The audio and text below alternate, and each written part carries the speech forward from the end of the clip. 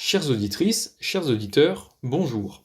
Le podcast que vous êtes encore sur le point d'écouter est une captation de la troisième et dernière session du cycle de conférences sur les études postcoloniales depuis l'Amérique latine, intitulé Le Tercer Cine de Fernando Solanas, tenu le 9 avril 2026 à l'ENS de Lyon. Cette dernière conférence donnait lieu physiquement à la projection du film Sur, du même réalisateur, mais en l'état, nous pouvons seulement vous recommander de vous le procurer afin de le regarder chez vous. Ce cycle, mené par deux élèves de l'École normale supérieure de Lyon, Enrique Valles Gaitán et moi-même Clément Pozzo, se veut une introduction aux recherches menées par de jeunes chercheuses et chercheurs sur l'Amérique latine. Il vise tout particulièrement à explorer les nouvelles voies critiques empruntées par le champ des études postcoloniales. Au-delà de la réflexion autour de la critique postcoloniale, ces conférences permettent de se pencher sur les nouveaux genres de production culturelle, ainsi que de formes d'identité, qui ont émergé en Amérique latine après les remises en question de cette tradition.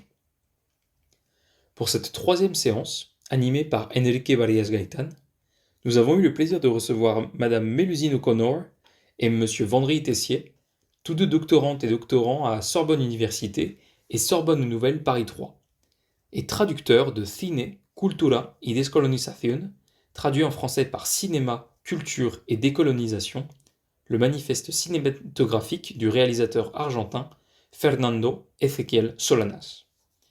Ils nous proposeront une introduction au cinéma de Solanas ainsi qu'à son rapport avec la culture latino-américaine et les études postcoloniales.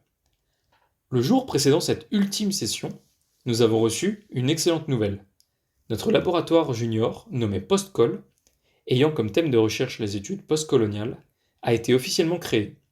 Donc n'hésitez pas à nous suivre sur nos réseaux, à partager ce podcast aux personnes que vous pensez intéressées et à nous contacter à l'adresse labo.junior.postcol, postcol, @gmail.com si vous voulez faire partie de l'aventure. Tout est en description. Avant de commencer, nous souhaitons nous excuser pour un incident technique qui nous a empêché de capter le tout début de la conférence. Mais rassurez-vous, cela n'affecte en rien la compréhension et la qualité des interventions. Nous vous souhaitons une excellente écoute. Militant comment dire, très influencé par le péronisme, puisqu'à l'époque, Solanas est un membre actif de l'aile gauche, voire même d'ultra-gauche du péronisme. Euh, ensuite, la suite de sa carrière, c'est un autre long métrage, enfin, c'est un premier long métrage de fiction, Les Fils de Firo, la réécriture du Martin Firo à la sauce péroniste, avant de s'exiler en France au moment de la dictature militaire, puisqu'il est menacé. Là-bas, il va concevoir une œuvre de cinéma de fiction dont on aura un exemple euh, qui me semble le plus marquant tout à l'heure avec Le Sud. Et quand il retourne en Argentine, sa carrière rebifurque, il fait encore quelques films de fiction, avant, au début des années 2000, de retourner au documentaire. Et pendant les 20 dernières années de sa vie, il ne va faire que du documentaire là encore militant.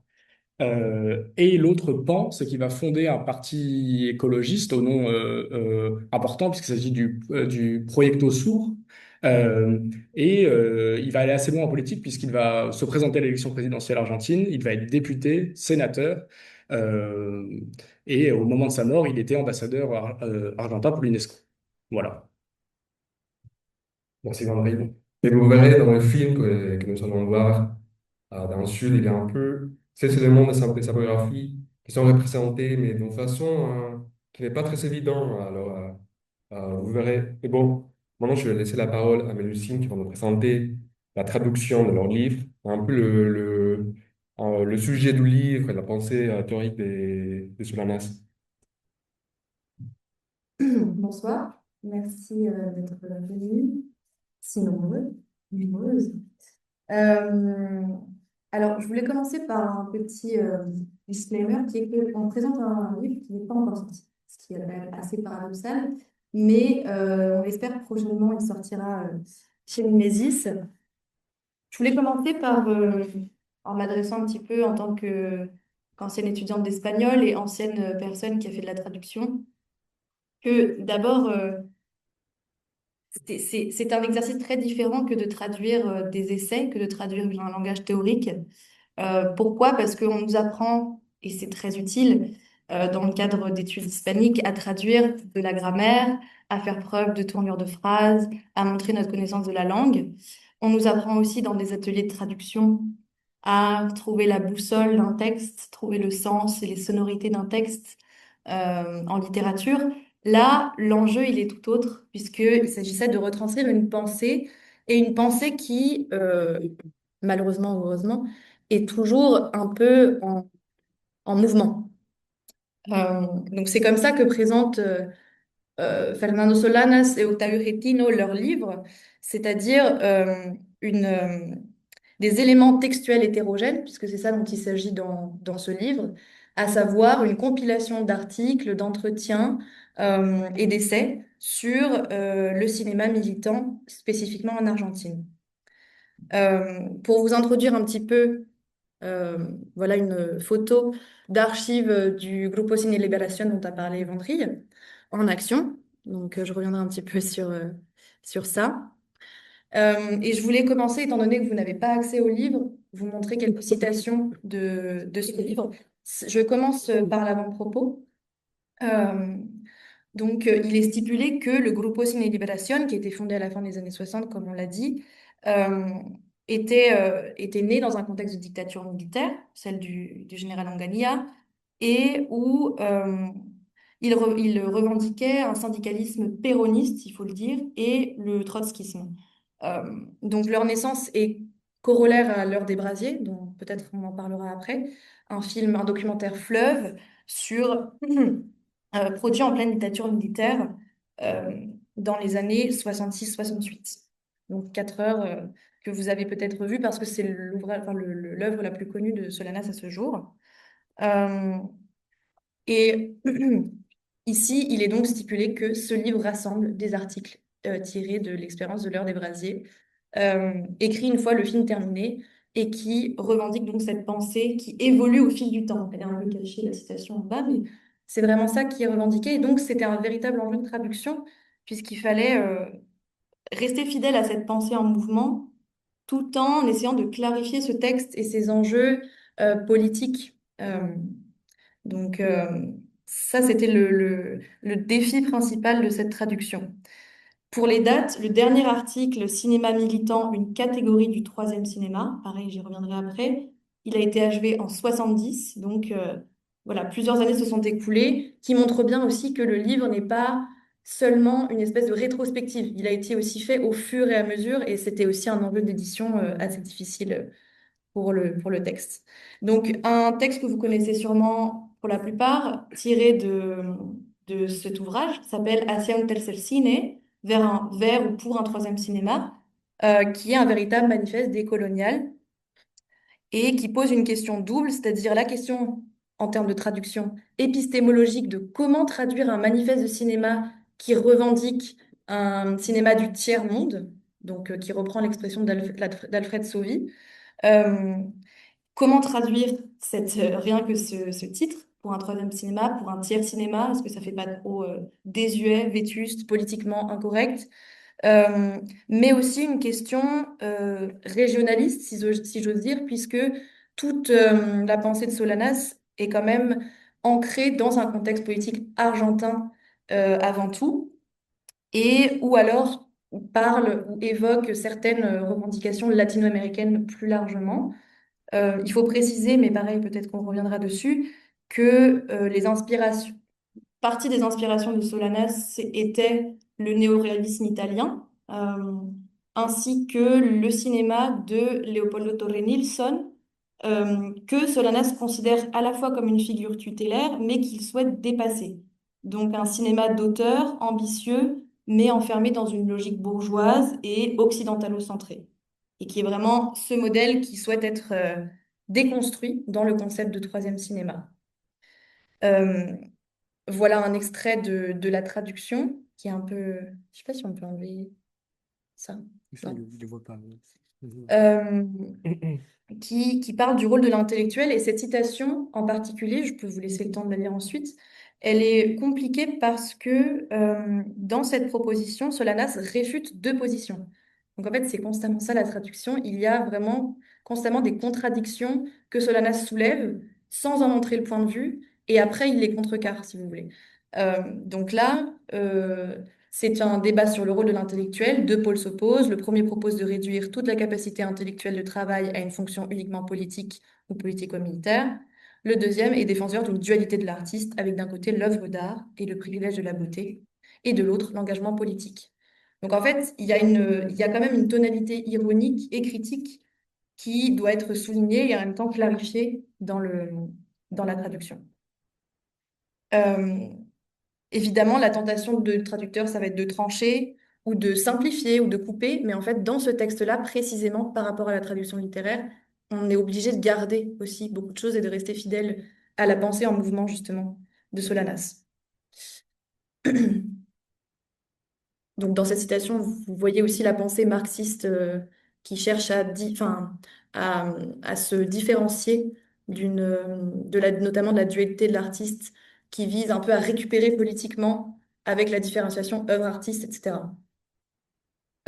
Pareil, autre citation pour vous donner à voir un petit peu des extraits de notre du coup, nouvelle traduction de Hace un tercer cine, euh, qui met en exergue la posture décoloniale de Solanas, à savoir le fait qu'il s'oppose à ce qu'il appelle leur cinéma. Donc, qu'est-ce qu'il désigne par ce pronom?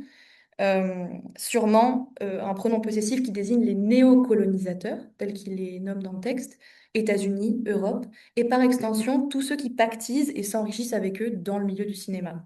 Il trace donc une frontière pas éthique ou nationale, puisqu'il ne nomme rien, mais politique et épistémologique. Donc traduire cette formule en français, notre cinéma et le leur, qui paraît un peu lourd, est aussi important pour retranscrire cette idée du pronom possessif, de la propriété du cinéma, puisqu'il parle aussi souvent dans son texte des possédants du cinéma, cette espèce de terme comme ça indéfini, qui en fait, en sous-texte, définit et désigne les néocolonisateurs. C'est pourquoi je voulais insister par rapport au cycle de conférences de Quiquet que c'est un livre décolonial et pas postcolonial. On est dans un cadre de conférence sur le postcolonial, mais donc l'idée aussi ici, c'est en faisant ce livre et grâce à la préface, de montrer que certes, le livre a une expérience décoloniale dans un contexte en plus péroniste argentin, mais peut être critiqué, réemployé, relu dans un contexte postcolonial pour donner à voir aussi notamment le manuel pratique du cinéma militant tel qu'il était fait dans les années 70 par Solanas et Getino. Euh, c'est pour ça que je voulais différencier vraiment cette pensée-là de la pensée, par exemple, des années 80 états-uniennes. Donc, je pense à Saïd ou Greenblatt, qui sont vraiment, eux, dans le post-colonial. Qu'est-ce qu'on fait après la constatation des décolonisations, justement? Là, on est dans un autre contexte, une lutte en cours et interne. C'est donc une perspective décoloniale au sens radical, puisqu'elle cherche y compris à transformer les formes cinématographiques et à faire de la pratique collective du cinéma une pratique militante. J'y viens. Donc voilà un chapitre que personnellement j'aime beaucoup dans le livre qui s'appelle Notes pour un jugement critique décolonisé, qui parle justement de ce complexe de l'artiste colonisé qui peut parfois se complaire dans le complexe léniniste de prendre les armes de l'ennemi pour les retourner contre lui. Dans le paradoxe de Lénine, il s'agit, oui, de prendre les armes de l'ennemi pour le combattre, ou encore de dominer culturellement, idéologiquement son ennemi, plutôt que de le faire de manière économique ou politique. Mais c'est une sorte parfois d'impasse pour Solanas, puisque lui propose un cinéma qui serait l'inverse du cinéma hollywoodien, euh, et ce qu'il résume dans cette formule lapidaire, les masses médias sont plus efficaces que le napalm, à savoir une méthode complètement autre de la pratique du cinéma pourra aider l'intellectuel et l'artiste néocolonisé à justement ne pas se replier sur lui-même. Dans la citation que j'ai mise là-haut, il dit que l'intellectuel se replie sur lui-même dans la pensée qu'ils lui ont donnée. Et là, pareil, enjeu de traduction, est-ce qu'on retranscrit cette parenthèse un peu futile en réalité, ou est-ce qu'on la met en avant et on la garde dans le texte en français? Ce passage était particulièrement difficile puisque le français étant une langue de l'extension et l'espagnol de la rétention, il fallait aussi garder cette espèce ses propositions sans fin, avec des virgules, qui participent du style de Solanas. Euh, Ensuite, pour aller un petit peu plus loin dans la pensée pratique du cinéma militant, donc vous voyez cette citation, Todo espectador es un cobarde, un traidor. Bon, ça vous met un peu dans le ton. Euh, Cette partie-là, qui s'appelle le cinéma comme fait politique, est vraiment, il faut le voir comme un manuel pratique de l'expérience du cinéma militant, où le spectateur est un acteur, où chaque événement cinématographique est un acte politique. Donc il y a vraiment un déplacement politique de tous les enjeux esthétiques du cinéma, mais d'un point de vue militant. Et donc là, vous avez l'une des premières étapes selon Solanas et Cretino, qui est l'étape de la discussion, qui participe en fait pour lui de l'étape de la réalisation. Pour nous, réaliser un film, c'est vraiment le tournage, etc. Pour lui, réalisation et discussion vont ensemble. Donc vous voyez que c'est pas la même pratique du cinéma tel qu'on le considère, notamment d'un point de vue hollywoodien. Et donc, il pose la question du pourquoi et du pourquoi. Donc, des jeux de mots sur l'implication de l'action. Et il distingue dans le texte, je ne vais pas forcément aller en détail, mais différents genres du cinéma militant, le cinéma d'information, le cinéma documentaire, le cinéma pamphlet. Donc, on pourrait apposer chacun de ces termes au film de Solanas selon leurs critères. Et enfin, concernant les difficultés de la traduction, d'abord, le plus dur, c'était ce que Solanas appelle l'hétérogénéité des matériaux, c'est-à-dire le fait qu'il n'y ait pas de normalisation du texte, ni typographique, ni de relecture de fond, mais aussi des formules comme Hacia un tercer cine, qui était particulièrement difficile à traduire, euh, et qui bénéficiait d'une traduction antérieure qui était parue dans la revue Cinéma Politique en 75, donc peu après sa sortie en espagnol. Donc il fallait aussi se replacer dans un contexte de plus contemporain et de comment on peut adapter ce manifeste à une époque contemporaine. Et donc d'où le choix, par exemple, de troisième cinéma et pas de tiers cinéma, comme je l'ai dit avant. C'est une expression assez datée, en l'occurrence, et poussiéreuse, puisqu'elle date des années 50. L'autre difficulté, c'était le vocabulaire marxiste. Non pas que ce soit une difficulté en soi, mais le langage technique, le jargon et le fait que l'espagnol est peut-être plus poreux au néologisme. Par exemple, il emploie beaucoup, déjà en 70, le terme estadounidense, qu'on utilise encore assez peu en français, malheureusement, alors qu'il est très utile pour différencier de manière continentale les différents pays. Donc, par exemple, ça. Ou, comme j'ai dit, le mot hecho, qui veut à la fois dire fait et événement. Donc, d'un point de vue politique, il n'a pas le même retentissement. Et enfin, le mot acto, à la fois acte au sens théâtral, au sens événement aussi, mais aussi une action politique.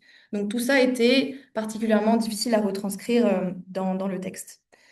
Euh, enfin, la pensée de Solanas n'appartient pas vraiment aux études postcoloniales, comme j'ai dit, telles qu'elles sont conceptualisées par le monde anglophone, mais aujourd'hui, le traduire en français, c'était, je pense, offrir une sorte de nouvelle vie au texte pour qu'il puisse être critiqué, justement, comme fait Solanas dans son texte, et être ressaisi aussi dans un contexte qui était véritablement colonial, une néocolonisation de l'Ouest, si on peut dire.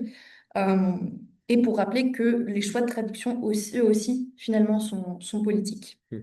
Euh, et pour ouvrir un petit peu le débat vers Soul, euh, il avait été envisagé de traduire dans la suite de ce projet les essais de Glauber Rocha, donc réalisateur brésilien, qui a écrit Estética do Sonho, qui est lui aussi une sorte de manifeste où il y affirme que l'art révolutionnaire doit être une magie capable d'ensorceler l'homme à tel point qu'il ne supporte plus de vivre dans sa réalité et donc une manière de réenchanter le réel, comme fait Solanas dans Sourd. Merci.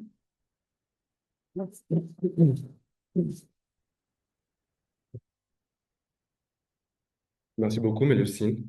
C'est très utile pour comprendre l'esthétique et la pratique de Solanas. Et il y a une chose qui m'a semblé très intéressante que tu as dit, et c'est que pour Solanas, en quelque sorte, le cinéma est une opposition. C'est une forme d'opposer à une certaine culture, une certaine forme de faire cinéma.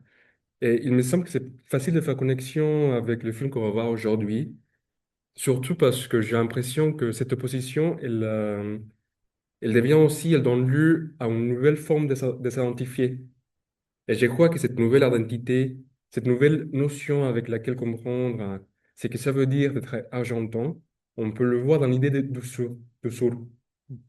Et je me demandais alors si tu pouvais nous parler un peu justement de cette notion qui est assez chargée, surtout dans la culture argentine et dans le cinéma de ce moment, et de ce qui la rend particulière dans le cinéma et la pensée de Solanas.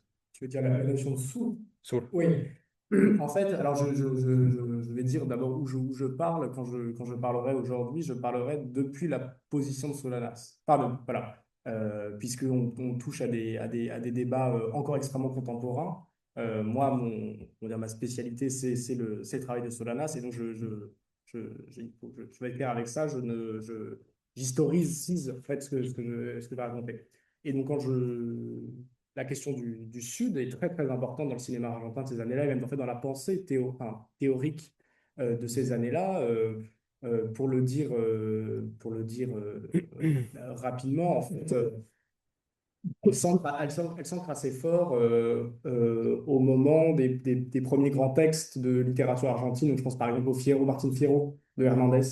Euh, C'est-à-dire que l'argentinité mythique,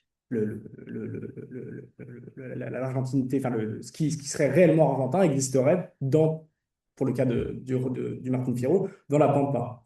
Ce qui est très intéressant, c'est que José Hernandez, donc l'écrivain de ce grand poème, n'est en réalité jamais ou presque jamais allé dans la Pampa. Mm.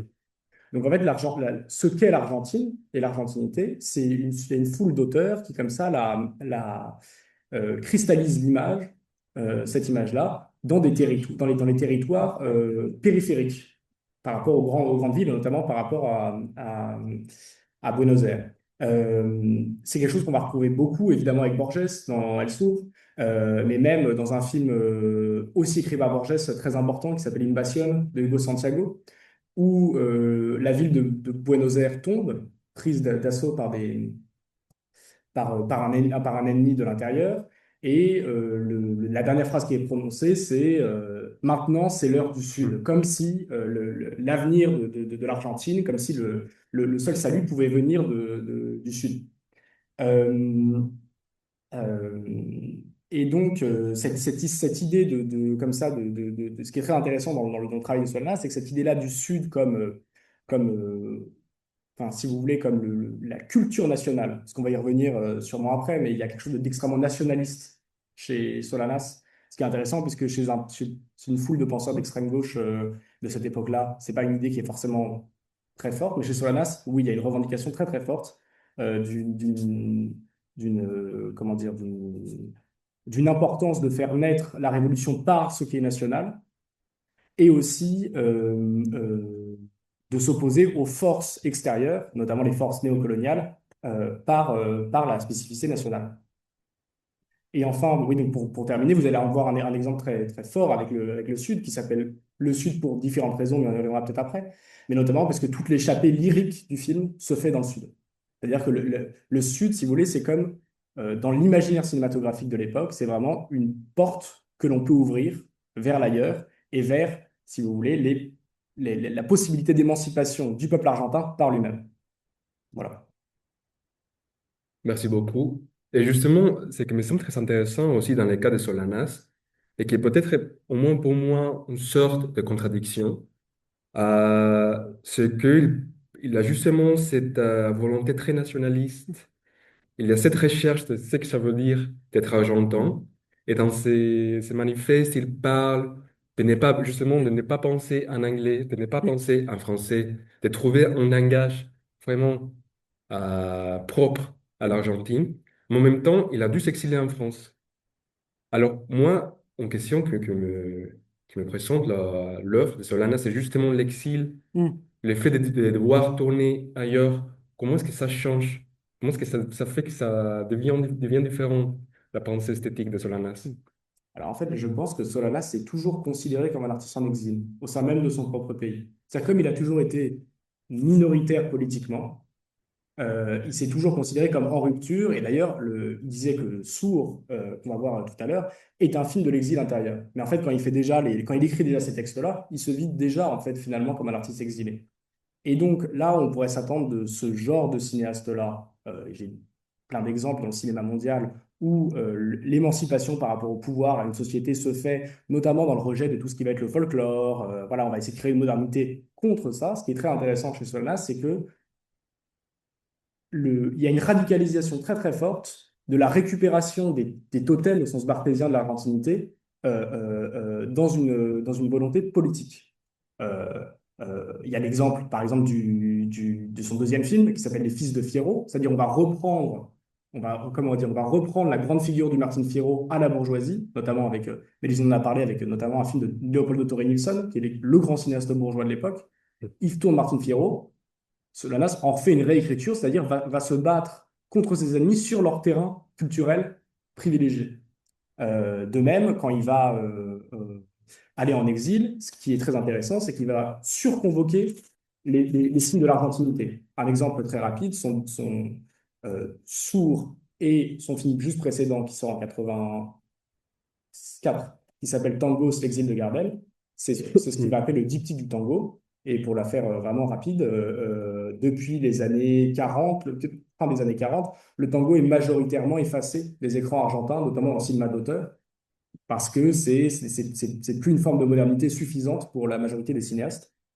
Et justement, Solanas va surconvoquer ça en faisant vraiment deux films musicaux. Donc, Tango, ça sera vraiment une tanguédie, donc une comédie musicale de tango avec des tangos dansés. Soit vous allez voir, c'est rempli comme ça de numéros de tango chantés.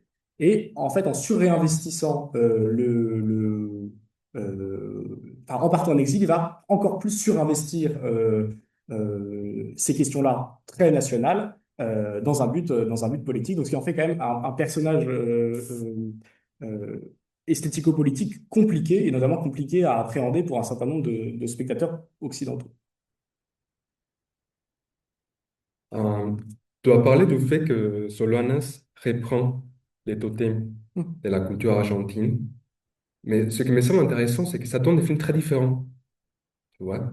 C'est très différent un film comme Soul, qui est en quelque sorte très imaginatif, avec un film comme le film de Perón, qui a une esthétique complètement différente. Alors, il me semble qu'il y a un changement tout au long de sa carrière du sens du politique. Et justement, je me demandais si tu vois que la notion d'engagement politique, ça change au mesure qu'il continue à faire des films. Mm. Bah, ça, cela, c'est vraiment un cas intéressant pour ça, puisque c'est un cinéaste qui a toujours été extrêmement politique. Il n'y a aucun film qui ne peut pas être considéré comme tel. Mais quand il commence à faire des films, donc c'est avec ce grand documentaire-là dont on vous a parlé, L'Heure des Brasiers, et puis les textes que vous allumez l'usine, il part sur un plan esthétique très clair de cinéma, de cinétract très très long, de matraquage idéologique, il le dit lui-même, hein, très hérité notamment du cinéma du RSS. Et en fait, au fur et à mesure de sa carrière, on voit il a une sorte d'intelligence non pas forcément de réalisateur, même de producteur, c'est qu'il se produit toujours lui-même, Solanas. C'est-à-dire que c'est toujours lui à la base et à la direction de ses films. Et en fonction de ses capacités de production et de ses adversaires politiques, et de là où il peut tourner, là où il peut faire des films, il va changer radicalement d'esthétique. Quand il n'a pas les moyens de tourner dans la rue, il va faire un film de montage comme L'Heure des Brasiers. Quand il va avoir un peu plus de liberté à la chute d'Ongaïa, il va faire son premier film euh, de fiction, donc Les Fils de Firo. Quand il va être en exil, il va enfin, reprendre comme ça ses codes du Tangola. Pourquoi? Pour que ces films soient plus facilement diffusables en Europe. Et aussi pour une question de guerre culturelle, c'est-à-dire les grands films, il y en a très peu, mais enfin, il n'y en a même pas, de la dictature militaire, jouent sur des codes, et lui va jouer sur le même terrain des codes. Et pareil, quand il va revenir au documentaire, c'est parce il a été un peu balayé par ce qu'on appelle le nouveau cinéma argentin, donc le grand moment de retour du cinéma argentin dans les années 90 à l'échelle mondiale. Et comme il est passé, devenu un peu, il est considéré comme un peu lyrique et has-been en Argentine, il va revenir à une forme beaucoup plus modeste qui va lui permettre de continuer à tourner, parce qu'il ne pouvait plus le faire sinon. Donc en fait, il y a toujours une adaptation esthético-politique dans le cinéma de Solanas. Et en fait, c'est plutôt un individu qui cherche qui qui cherche à faire des films enfin, comment dire, sa recherche est une recherche non pas formelle, mais politique, et après, la forme arrive après, en fonction de ses possibilités sur le moment de ses besoins. Euh, pour fermer cette session de discussion, je voulais reprendre le fait que Mélusine a parlé des Rochas, Hmm. des Glauber Rocha, parce que je crois que justement la notion que Solanas a du politique peut un peu se comprendre mieux si on pense au fait qu'il y a d'autres réalisateurs qui ont une esthétique et une conception de politique similaire, mais qui ne sont pas toujours nécessairement argentins.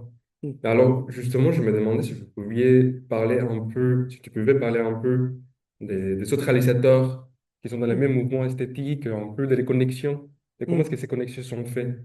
Oui.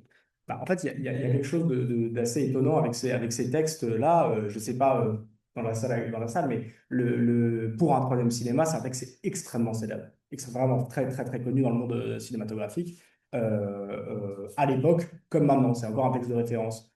Pourtant, est-ce que c'est un texte qui a fait beaucoup de petits? En réalité, pas beaucoup.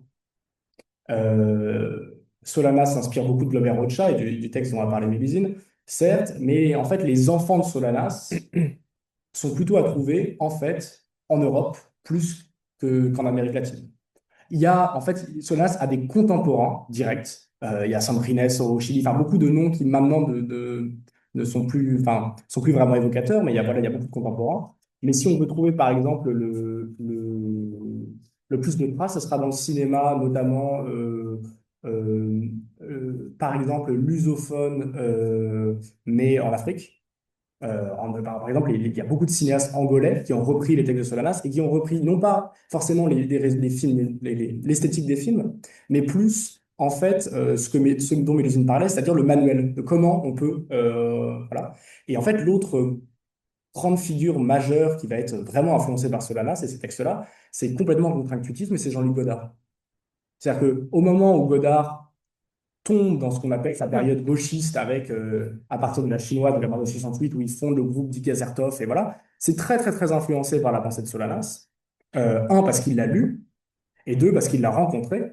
Et il lui vouait un tel, pas un culte, mais une telle admiration que quand Solanas vient à Paris en 68, il demande au cahier du cinéma de l'interviewer. C'est-à-dire que la seule interview, la première interview de Solanas en France, c'est Jean-Luc Godard qui l'a, qui l'a, qui la prend, quoi. Et en fait, c'est vrai qu'on est assez attentif à la lecture du livre, mais aussi aux formes que va trouver Solanas dans le montage. Il y a une influence très nette dans ce cinéma-là. On peut aussi retrouver ça chez Guy Debord, chez des auteurs comme ça, qui ont sur le papier pas grand-chose à voir avec un Argentin péroniste, et qui pourtant trouvent vraiment des liens souterrains à la fois sur le plan formel, mais aussi sur la manière de construire et d'organiser la production du film. Et j'avais aussi une dernière question sur l'influence des Solanas en Europe, qui est peut-être un peu plus anecdotique, mais qui me semble quand même un peu intéressant. Et c'est sur la distribution de ces films. Est-ce que, par exemple, l'influence des Solanas peut s'expliquer par le fait que peut-être il était plus regardé en Europe qu'en Argentine ou en Amérique en général? Est-ce qu'il était plus facile pour lui de présenter ses films en Europe ou est-ce que c'était à peu près pareil en Argentine? Bah, en fait, ça, c'est une question bah, on retourne sur ce dont on a parlé tout à l'heure. Il a vraiment une grande intelligence situationnelle. En fait, l'heure des brasiers, et il en parle beaucoup dans le livre, et c'est d'ailleurs peut-être certaines des pages les plus intéressantes. En fait, c'est un film qui est diffusé en Argentine, mais complètement sous le manteau. C'est-à-dire que voir l'heure des brasiers en 68, c'est risquer d'être emprisonné. Donc, il y a une diffusion qui est compliquée. Et pour se faire un peu connaître, et surtout pour gagner sa vie, parce qu'il faut bien qu'il gagne sa vie, ça peut être utile parfois, il va diffuser le film en Europe. Et là, il est un peu pris en tenaille, c'est-à-dire qu'il est extrêmement bien reçu par notamment les étudiants, parce que la première diffusion du film, c'est en janvier 68, donc juste avant mai 68. Et donc, en fait, le film va être extrêmement vu à ce moment-là. Il va avoir une notoriété très très grandissante chez ce public-là, mais pour autant en Argentine, on va pas le, pas le connaître du tout. Évidemment, quand il fait ses grands films que sont Sourds et Tangos, là, il va avoir des prix internationaux.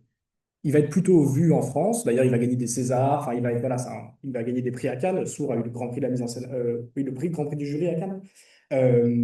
Euh, mais en Argentine, par exemple, on considère à ce moment-là que cela, c'est un réalisateur beaucoup trop lyrique, beaucoup trop. Il y a le terme, je ne sais plus exactement en espagnol, mais c'est l'équivalent de dégoulinant.